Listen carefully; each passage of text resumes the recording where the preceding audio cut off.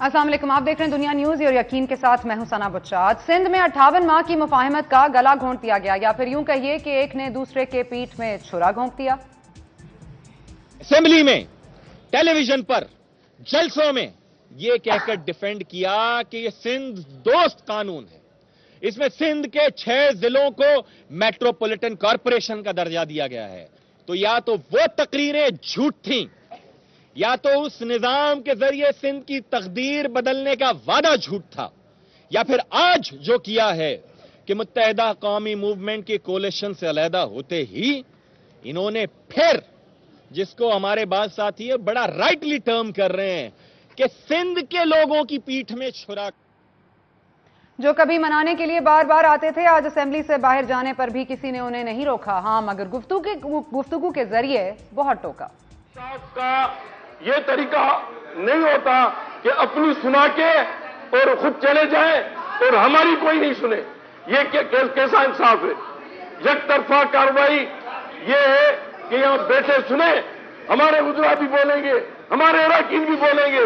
मैं पार्लिमानी पार्टी के लीडर से ये कहूंगा, पाकिस्तान पीपल्स पार्टी और मुत्तहिदा कौमी मूवमेंट तो चंद रोज पहले ही अलग हो गए थे, लेकिन ये यकीन से नहीं कहा जा सकता कि Sindh people's local government act, जिसका आज खात्मा किया गया, वो मुत्तहिदा से बदला है या इसमें सिंध के आवाम का भला है। इसी पर बात करने के लिए इस वक्त हमें ज्वाइन कर रहे हैं इमरान जफर लगारी साहब, MP हैं पाकिस्तान पीपल्स पार्टी के। बहुत शुक्रिया लगारी साहब, आपने हमें ज्वाइन किया। हमारे साथ मौजूद हैं डॉक्टर सगीर अहमद, मुत्तहिदा कौमी मूवमेंट के रहनुमा हैं, आपका भी बहुत शुक्रिया। सबसे पहले तो ये बताइएगा डॉक्टर सगीर अहमद साहब, आपको आवाज आ रही है मेरी?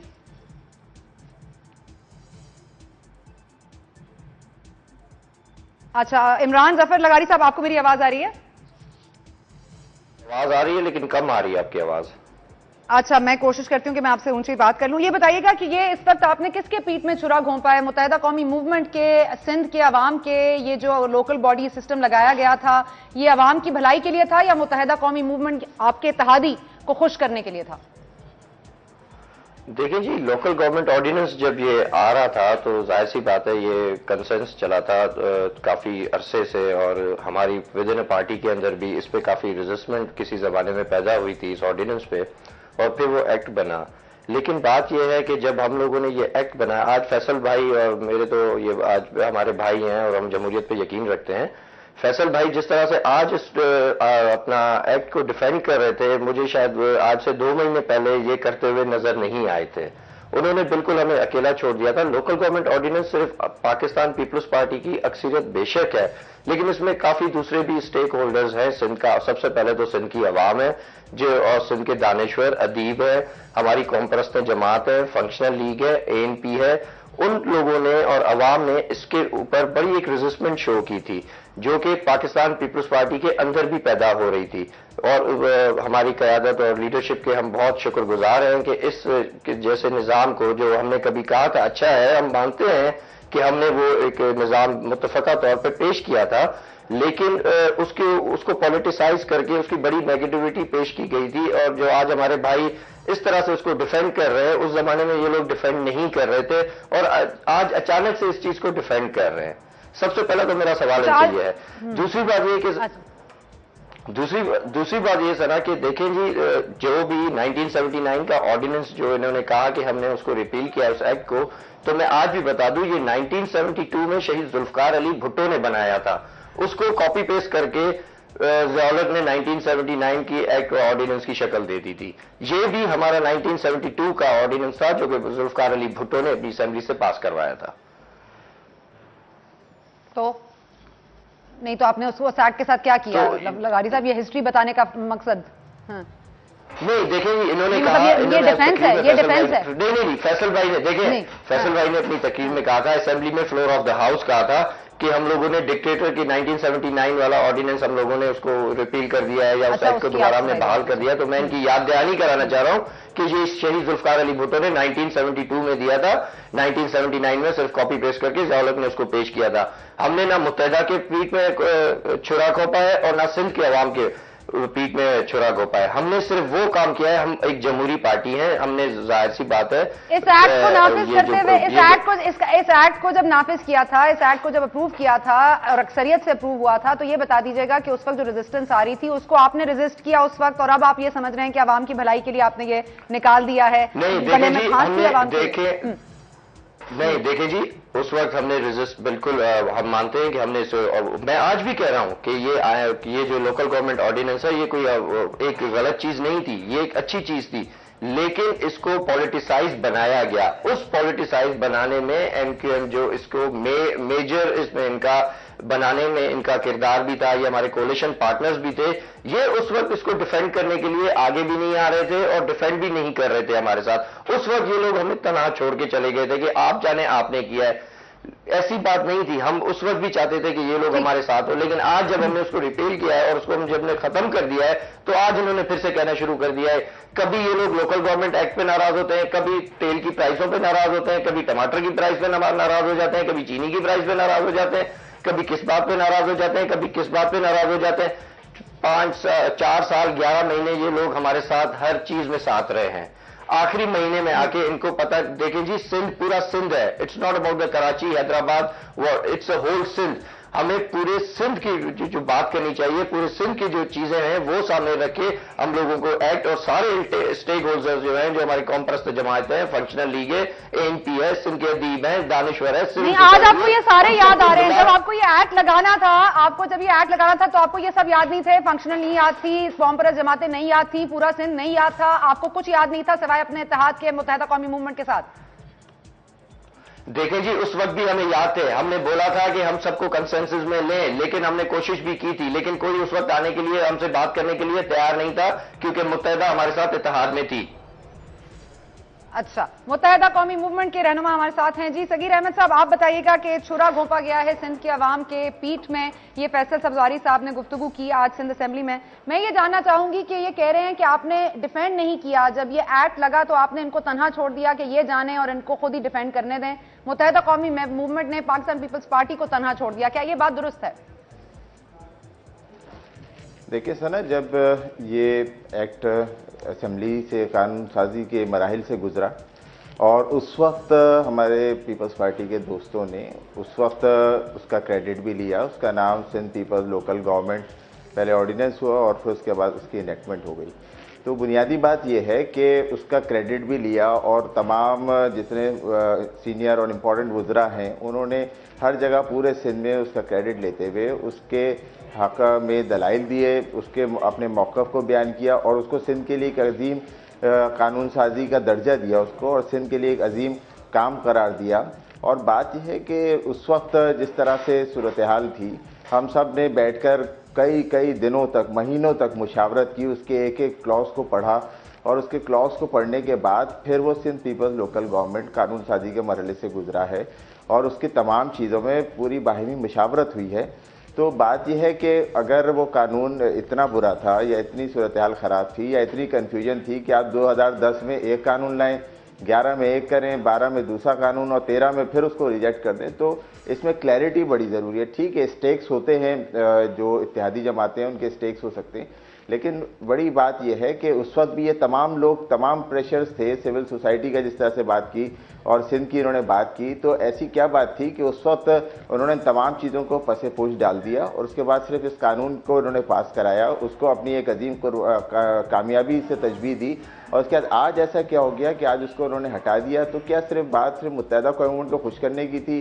क्या बात सिर्फ मुत्तहिदा कौमी मूवमेंट के हवाले से लॉ को लाने की थी? ऐसा नहीं है। देखिए, बात यह है कि फैसल सब्जारी ने अगर आज ये बात की है कि इसको सिंध की आवाम की पीठ में छुरा घोंपने के मुतरादिफ करार दिया है, तो बात यह है कि हम तो वो बात कर रहे हैं कि जो आइन करता है। आइन का आर्टिकल 140A ये कहता है कि जो हुकूमत के जो टीयर्स हैं उनको स्ट्रेंथन किया जाए और वो टीयर्स बनाए जाएँ, विफाक है, प्रोविंशियल है, फिर लोकल गवर्नमेंट है।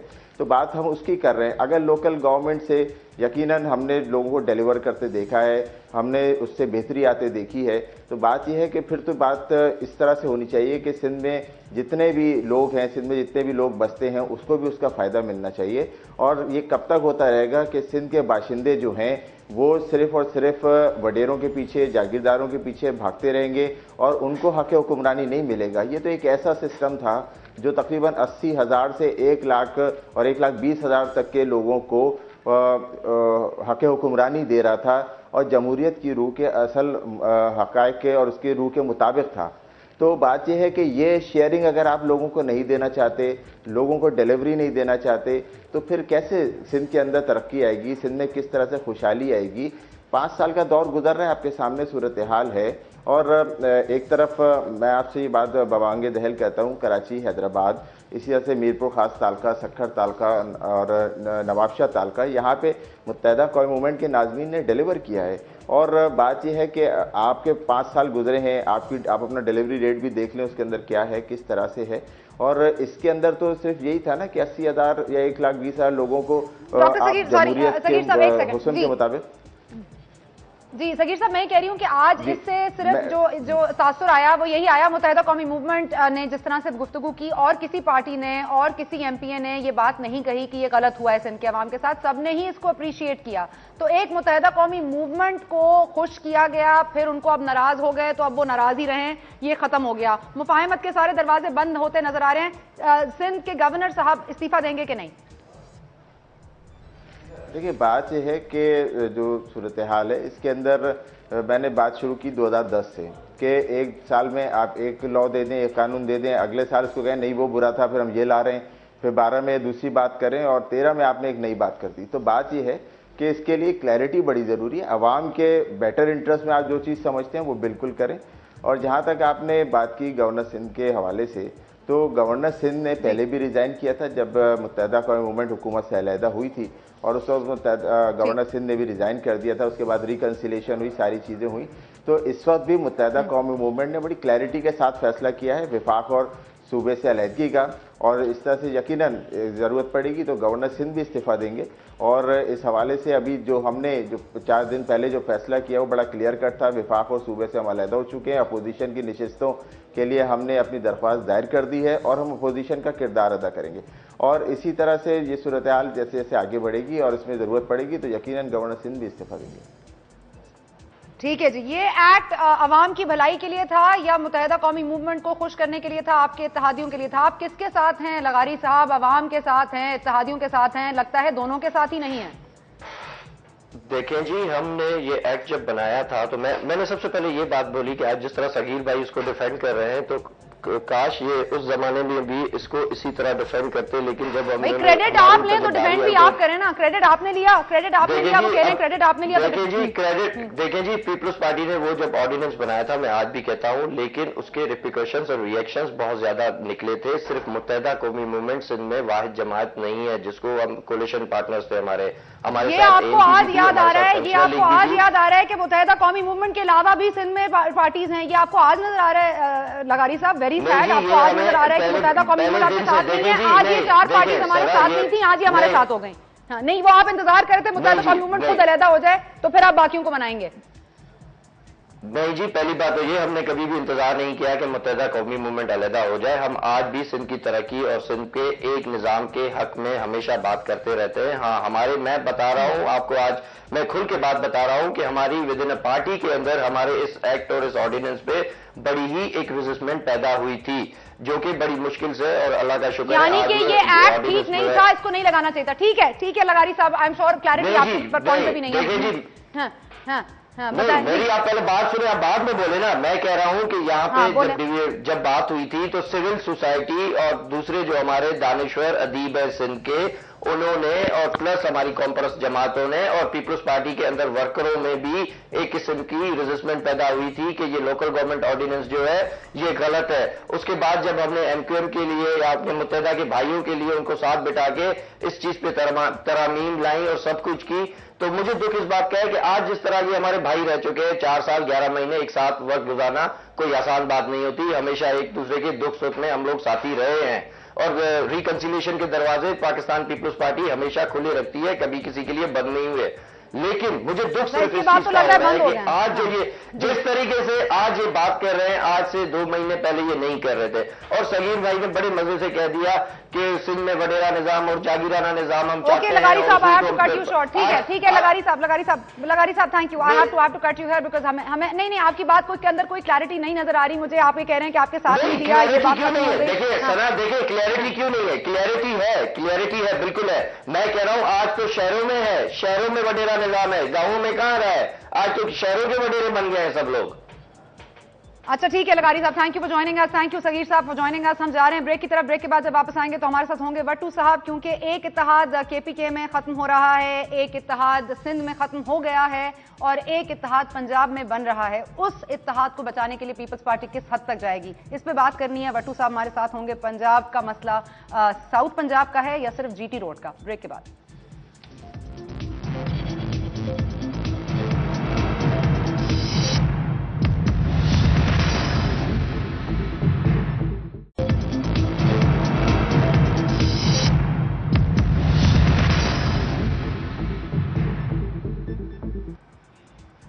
And welcome back to Yakeen. हमारे साथ इस वक्त मौजूद हैं मियां मंजूर अहमद वट्टू साहब, सीनियर रहनुमा है पाकिस्तान पीपल्स पार्टी के। पंजाब की सियासत पर जो इस वक्त असरात मुरतब हो रहे हैं इनमें बहुत बड़ा हाथ है वट्टू साहब का। वट्टू साहब बहुत शुक्रिया, आपने हमारे लिए आज वक्त निकाला। सबसे पहले तो यही जो काफ लीग के साथ एडजस्टमेंट होने जा रही है, seat adjustment constituency to constituency, इसमें जो पाकिस्तान पीपल्स पार्टी और काफ लीग के दरमियान फॉर्मूला तय पाया है, इसको अगर आप थोड़ा सा समझा दें हमारे लिए कि क्या फॉर्मूला है। देखिए जी, पाकिस्तान पीपल्स पार्टी के साथ मुस्लिम लीग कायद आज़म का अलायंस है और हम मिल के चल रहे हैं काफ़ी अच्छे से। और आइंदा के लिए भी हमारा प्रोग्राम है कि हमने इलेक्शन इकट्ठे लड़ना है और उसके लिए हमारे दरमियान कंप्लीट अंडरस्टैंडिंग है, किसी किस्म की कोई मिसअंडरस्टैंडिंग नहीं। जहाँ तक फार्मूले का ताल्लुक है वो ये है कि हमने इलेक्शन स्ट्रेटजी इकट्ठे बनानी है। इलेक्शन स्ट्रेटजी में सीट एडजस्टमेंट भी है और ओवरऑल इलेक्शन स्ट्रेटजी भी है कि किस तरीके से हमने इलेक्शन में जाना है। तो इसलिए हमने इब्तदाई तौर पे 2-3 फेजेस बनाई हैं इसकी।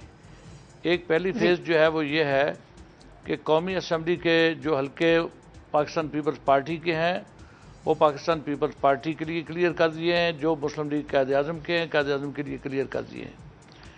और इसी तरीके से सूबाई असम्बली के हल्के जो हैं पंजाब के, उनको भी अकॉर्डिंगली हमने पाकिस्तान पीपल्स पार्टी और पाकिस्तान मुस्लिम लीग कायद आज़म के लिए उनको क्लियर कर दिया है कि जिन पे ये इनके कैंडिडेट्स जीते हैं और आज तक अपनी अपनी जमातों के साथ वो खड़े हैं वफादारी के साथ।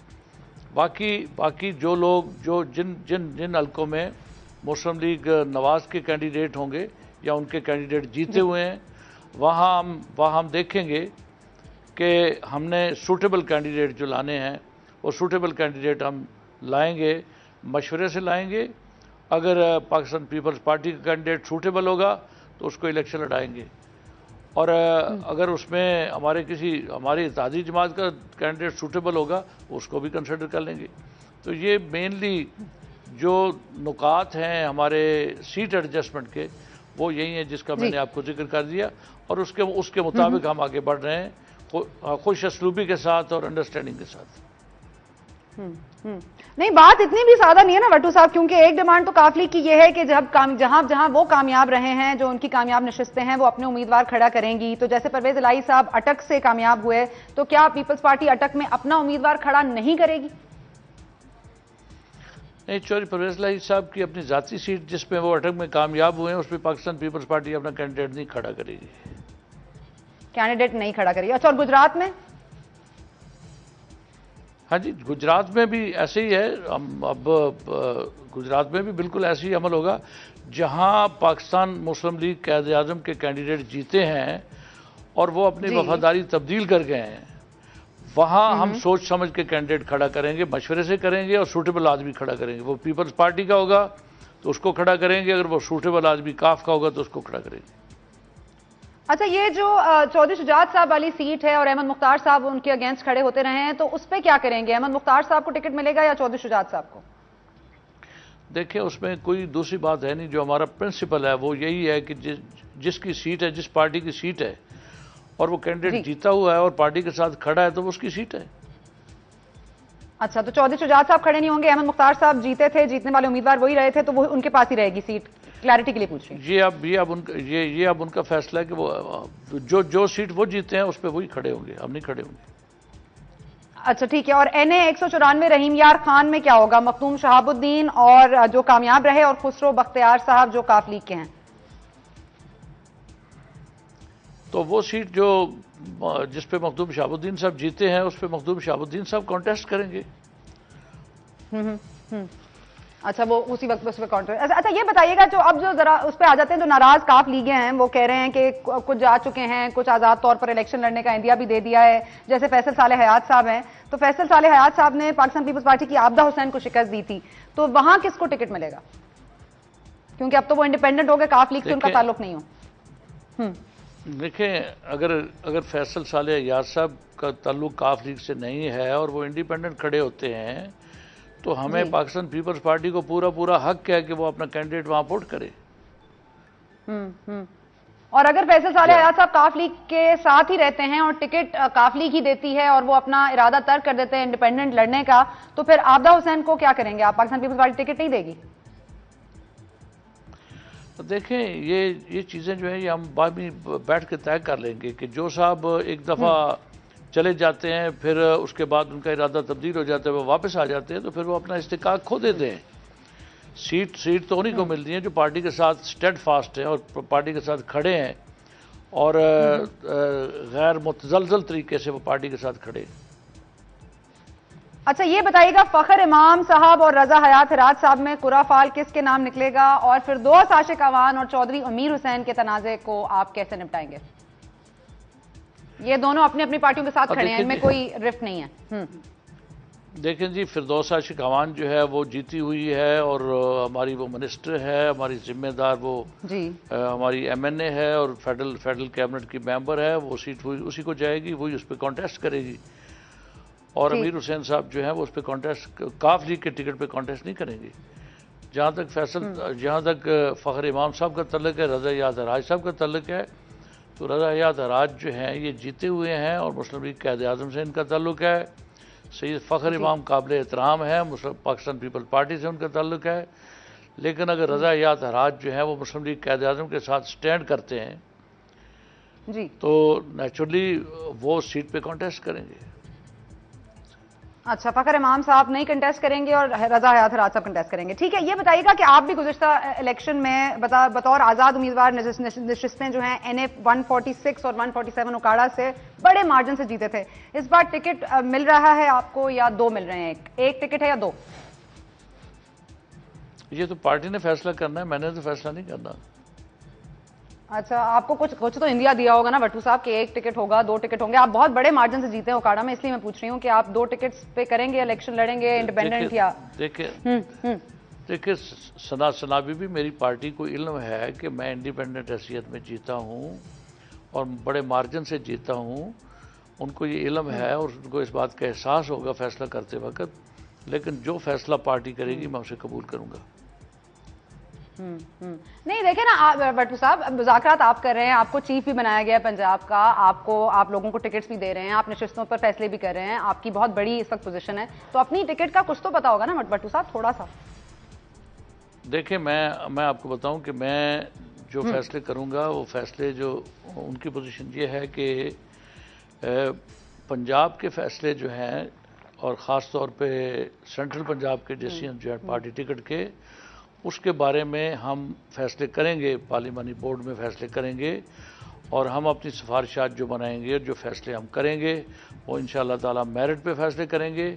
बाकी सब के फैसले वो मेरी सरबराही में जो बोर्ड है वो करेगा और मेरी टिकट का फैसले जो है मेरी टिकट का फैसला या मेरे फैमिली मेम्बर्स की किसी टिकट का फैसला वो पाकिस्तान पीपल्स पार्टी की आला क़यादत करेगी।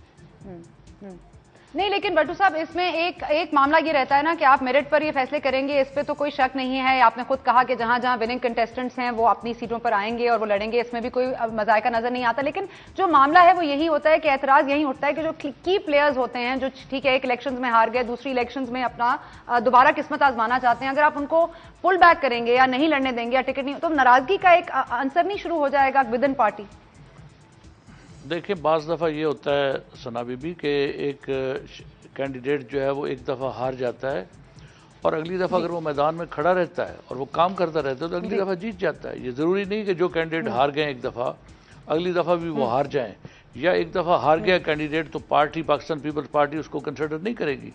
अगर उसने काम किया है, अगर वो मैदान में मौजूद रहा है, अगर उसने लोगों की खिदमत की है तो पाकिस्तान पीपल्स पार्टी उसको कंसिडर करेगी। नहीं भट्टू साहब, तो यही तो मैं कह रही हूं ना कि अगर आबदा हुसैन साहिबा नहीं जीत पाई या आप फखर इमाम साहब नहीं जीत पाए, तो आप कह रहे हैं कि रजा हयात हराज साहब वहां खड़े होंगे। लेकिन मैं ये पूछ रही हूं कि अगर फखर इमाम साहब ने कोई बेहतर कारकर्दगी की है और उनके चांसेस हैं विनिंग के, तो अगर आप उनको टिकट नहीं देते तो ये नाराजगी का आंसर नहीं आ जाएगा? मैं यही तो पूछ रही हूँ। देखिए, मैं तो ये आपको अर्ज कर रहा हूँ कि अगर फैसल साले अयाद इंडिपेंडेंट खड़े होते हैं तो आबदा हुसैन साहिबा जो हैं वो हमारी काबिल एहतराम लीडर हैं पाकिस्तान पीपल्स पार्टी की।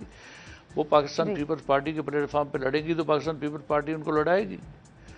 और इसी तरीके से जो है वो वहाँ जो पोजीशन है फ़खर इमाम साहब की और रज़ा याद हराज की, तो मैंने आपको अर्ज़ कर दी है कि सीट एडजस्टमेंट में जो हक बनता है वो काफ का हक बनता है कि उनका आदमी जीता हुआ है।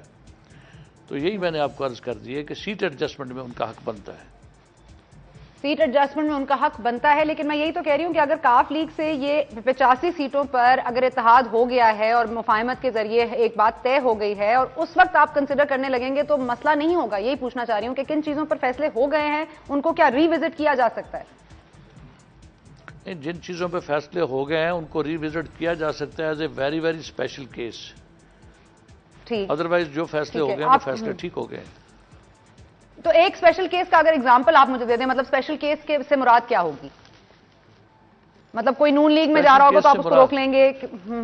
स्पेशल केस से मुराद ये है कि अगर मिसाल के तौर पे एक आदमी जो है वो जीता हुआ है पाकिस्तान पीपल्स पार्टी का या मुस्लिम लीग कायदे आज़म का, और सीट एडजस्टमेंट में प्रिंसिपल में सीट जो है वो उसको आ जाती है और उसकी पोजीशन कमज़ोर है फील्ड में और उसने इम्प्रूव नहीं किया और उसकी पोजीशन जो है वो पहले से कमतर हो गई है, तो उसको रिविजिट किया जाएगा और उसकी जगह पे सूटेबल कैंडिडेट को खड़ा किया जा सकता है। क्योंकि हमने पार्टी में जीतने वाले कैंडिडेट्स को खड़ा करना है, लॉयल्टी को देखना है और जीतने वाले को देखना है।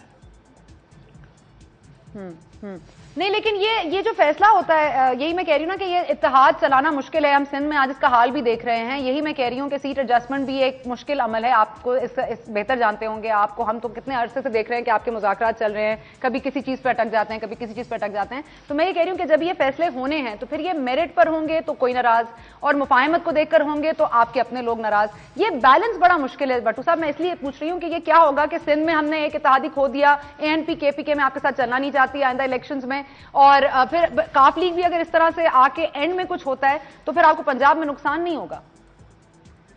देखिए, कुछ लोग जो हैं वो पाकिस्तान पीपल्स पार्टी के साथ अब चल रहे हैं।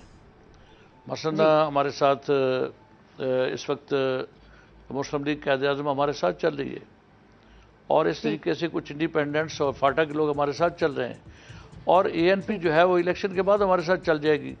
और इसी तरीके से अब MQM जो है वो उसने अलग इलेक्शन लड़ने का फैसला किया है, तो बड़े चांसेस हैं कि वो इलेक्शन के बाद हमारे साथ चलेगी, क्योंकि बाकी लोगों के साथ उनके चलने के चांसेस बिल्कुल नहीं है।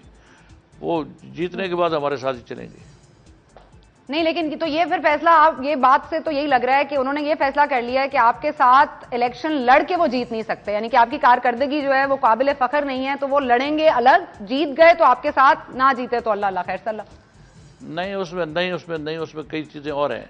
मसलन ये कि पिछली दफ़ा पाकिस्तान पीपल्स पार्टी ने कुछ सीटें MQM को छोड़ दी थी उनके साथ एडजस्टमेंट के लिए, उनको छोड़ दी थी कि चलें ठीक है, उनके साथ एक खैर सगाली के जज्बात जो है वो पैदा करने के लिए सीटें छोड़ दी थी।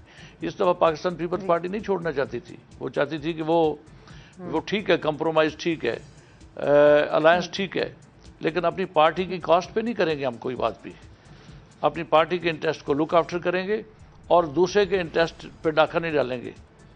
ये है हमारी पॉलिसी। ठीक है, दूसरे के इंटरेस्ट पे डाका नहीं डालेंगे, लेकिन काफ लीग ने आप पर यह इल्जाम लगाया था कि आपने उनकी अपनी पार्टी में कुछ लोगों को तोड़ने की कोशिश की थी। इस पर बात करनी है, लेकिन भट्टू साहब ब्रेक हो रही है, ब्रेक के बाद वापस आते हैं तो इसी सवाल से आपको फिर ज्वाइन करेंगे। स्टे विद अस।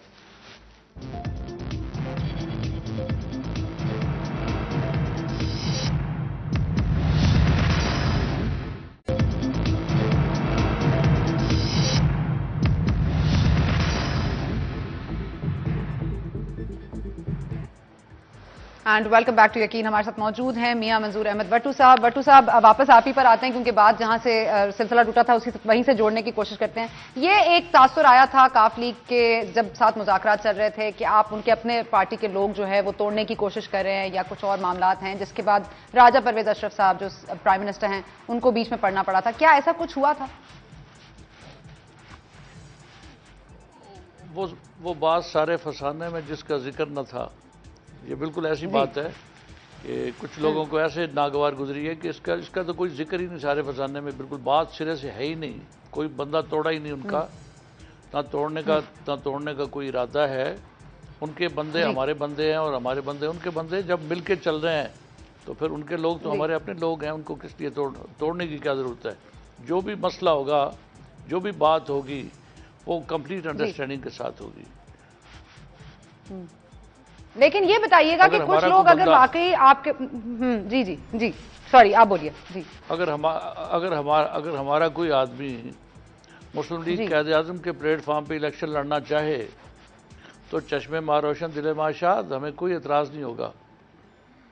और मैं समझता हूँ कि ऐसे ही पाकिस्तान मुस्लिम लीग कायदे आज़म भी ऐसे ही सोचेगी कि अगर कोई ऐसी बात हो तो बजाय इसके कि हमारा या उनका कोई आदमी नून में जाए या पीटीआई में जाए, वो आपस में हमारा को बंदा जाना चाहता है तो मुस्लिम लीग कायदे आज़म के साथ उनका सिंबल लेके इलेक्शन लड़ ले, या उनका कोई बंदा हमारा सिंबल लेके इलेक्शन लड़ ले, तो इससे तो कहीं बेहतर है ना कि वो मुस्लिम लीग नवाज का सिंबल ले या पीटीआई का ले या और किसी जमात का ले। अच्छा, आपको लगता है कि कुछ लोग वॉलंटरीली अगर काफ से आपके पास आना चाहते हैं, जैसे एक नाम आया है सामने शेख वकास अकरम साहब का, इस मामले पर बात नहीं हुई, लेकिन इसमें कुछ सच्चाई थी कि वो पीपल्स पार्टी के सिंबल पर लड़ना चाहते हैं या उनके टिकट पर लड़ना चाहते हैं, तो इसमें काफ लीग को कोई एतराज नहीं है? एक चीज मैं आपको बताऊं कि पाकिस्तान पीपल्स पार्टी हरगिज किसी मुस्लिम लीग कायदे आज़म के बंदे को परसुएड नहीं करेगी कि वो हमारे साथ आ जाए। नहीं, परसुएड नहीं करेगी। कोई आना चाहे, जिसका दिल चाह रहा हो तो उसको इसका नहीं रोकेंगे कैसे? अगर कोई आना चाहता है तो आप रोकेंगे कैसे? देखिए, अगर कोई पाकिस्तान पीपल्स पार्टी का कोई बंदा अगर मुस्लिम लीग कायदे आज़म के सिंबल पे इलेक्शन लड़ना चाहे तो भले वो लड़ ले। अगर इसी तरीके से उनका कोई बंदा जो है वो पाकिस्तान पीपल्स पार्टी के सिंबल पे इलेक्शन लड़ना चाहता है, तो मैं यही अर्ज कर रहा हूँ ना कि इसको ज़रा उस अंदाज में ले जिस स्पिरिट में मैं बात कर रहा हूँ। मैं एक अंडरस्टैंडिंग की बात कर रहा हूँ, एक आपस में अलायंस को तक़वियत देने की बात कर रहा हूँ, एक अपनी पार्टी को स्ट्रेंथन करने की बात कर रहा हूँ और अलायंस को स्ट्रेंथन करने की बात कर रहा हूँ कि हमारे लोग दूसरे लोगों के पास ना जाएं। आपस में अगर कोई पसंद करता है कि हमारा कोई बंदा पीपल्स पार्टी का बंदा काफ लीग के सिंबल पे इलेक्शन लड़ ले तो लड़ ले, बिला चुबा लड़ ले। तो आप ये समझते हैं कि पाकिस्तान पीपल्स पार्टी में ऐसे लोग हैं जो काफ लीग के सिंबल पर लड़ना चाहेंगे? मतलब ऐसा मुमकिन हो सकता है? हो सकता है बीबी, इसमें कौन सी ऐसी बात है। ये टू डे पॉलिटिक्स से इसमें तब्दीलियां आती रहती हैं। और ये इलेक्शन जो आ रहा है आगे, हाँ, जी जी जी जी जी इलेक्शन करीब आ रहा है। आप देखेंगी कि कई लोग जो हैं